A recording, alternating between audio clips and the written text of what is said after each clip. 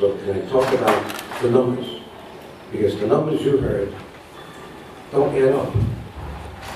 When you discover that the State Department thinks that our growth rate is less than 10% over a long period, and as you rightly pointed out, that's a 0.5% growth. Think about now the Albanian people in Kosovo and Macedonia. These have the highest birth rate in Europe today. Now, think about the fact that there's no visa liberalization.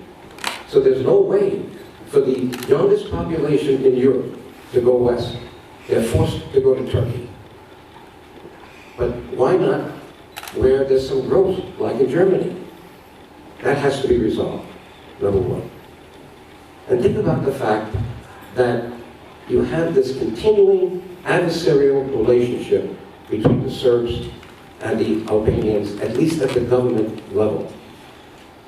You heard from the State Department that they said that they see hope in integration, normalization. How can there be normalization when every opportunity Serbia gets, it says, we will never recognize the independence of Kosovo? How can you have European integration when 5 countries today out of the 28 are not recognizing the independence of Kosovo? And don't forget who the Albanian people are. They're the most pro-American, most pro-democracy, and the most tolerant people in terms of interreligious tolerance in Europe and perhaps the world today. They share 4 religions. There's even synagogues. This one was built in Albania. So you have Orthodox Christians, Roman Catholics, Muslims, and Jews. They intermarry. This is not a reality for the rest of Europe. This is what we should be supporting. These are the people that are people on 9/11 from Kosovo and Macedonia were crying, walking with candles in the street, while the Serbs, the Greeks, Montenegrins, and Macedonians, ethnic Slavic Macedonians and whatnot, were dancing in the street. I just want to remind you, Mr. Chairman, who our friends are in the Balkans. You're continuing in a great past of great chairman. We started the first hearing with Dante Fasel, a Democrat, then Gilman, then Hayek, then Lantos, and now you.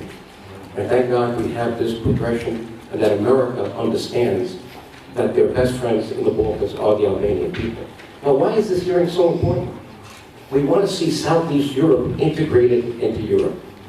But the answers you heard, and your questions were excellent, we got very few answers, tell us that unless the United States remains not only present, but active in Southeast Europe, there will be no European integration. There will be something that will happen before that that could create violence again, and I hope not.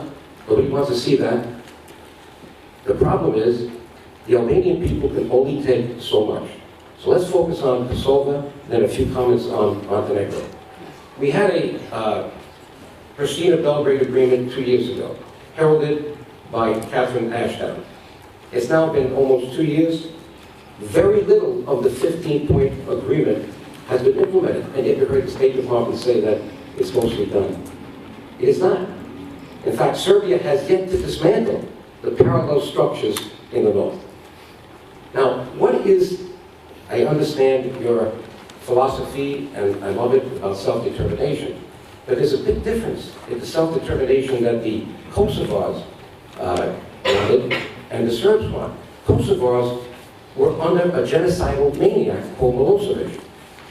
And a lot of that is continuing today, this racism by the Slavic Macedonians and Slavic Serbs. There's actual racism against the Albanian people today. As you know, they're not Slavs. They should have never been put in a state called Yugoslavia. That was the biggest mistake that was made after World War I. So where are we going with this at this point?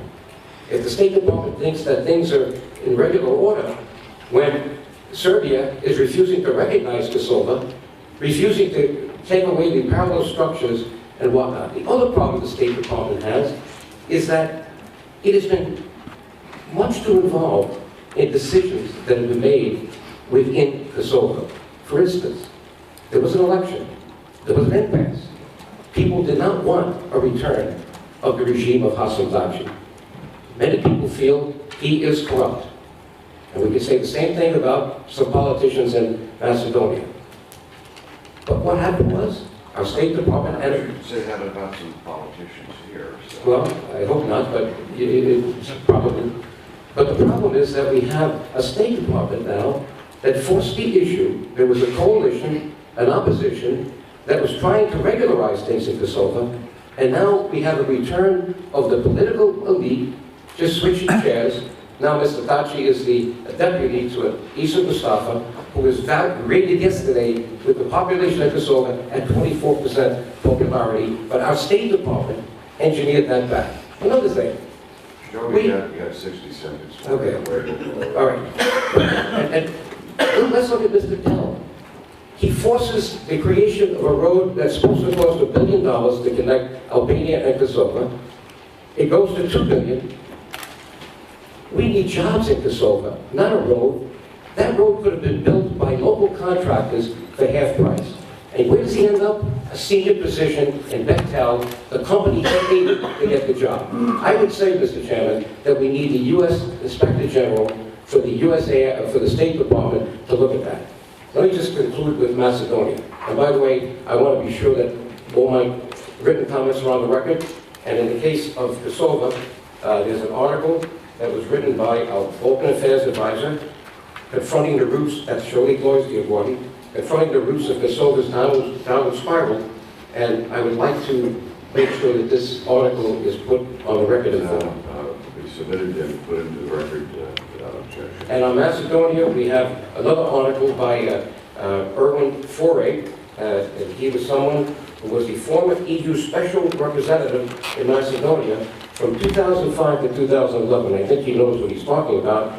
And that article is entitled, Gruevski must resign and make way for a transition process in Macedonia. That article was dated March 23rd, 2015, so that it is recent. And the alleged corruption being talked about in that article is incredible. Will be put into the record at this point without objection. And let me conclude just on the 2 points, Kosovo and Macedonia. It's in my written comments here, but I'd like to make just one concluding comment here on both.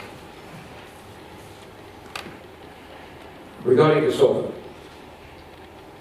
if the EU is serious about integration, there must be a much more aggressive approach taken for the recognition of Kosovo by all EU countries, including Serbia. Regarding Macedonia, Albanians need to be treated as an equal partner in a state that does not have an ethnic majority.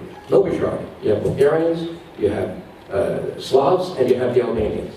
But in that state, when it was formed, the Constitution in 1992 was formed as a Macedonian state.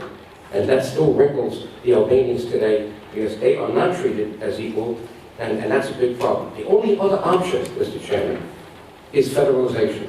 It was talked about back in the early 90s, but what Albanians would need if they didn't get a constitution that treated them as an equal state-forming group, they want federalization that will allow them administrative, social, and financial control over their own destiny as part of a Macedonian federation of Albanians, ethnic Albanians and Macedonians.